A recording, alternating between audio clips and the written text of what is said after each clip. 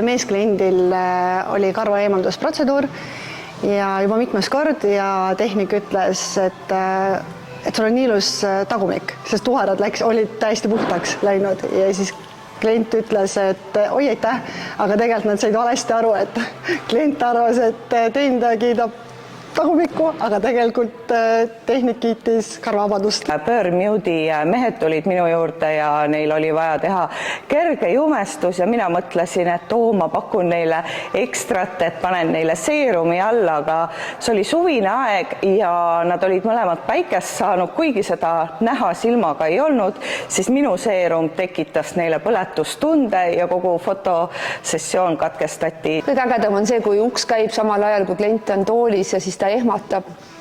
Või see ei ole naljakas, aga kõige põnevam on see, kui üks klient keelpadjad samal ajal alt ära tõmbab, et silmatahti tegi, kus ma olen, kes tuli külla, aga tegelikult oli minu juures. Hommikune klient oli 7:30 ja siis ta tuli protseduurile, alustasime juba, puhastasin näo ära ja tegin diagnostika. Järsku telefon kliendil piiksus ja ta ütles, tal on ahjus brookolid ja juurviljad. Ja ta siis pidi tormama, õnneks ta elas lähedal üle tänava, tormas sinna neid juurvilju võtma ja lõppes nagu hästi, et ma pidin kõik kliendid ka edasi tõstma, teised ka pool tundi, aga ta tõi mulle ka sooja süüa. Treilhaus.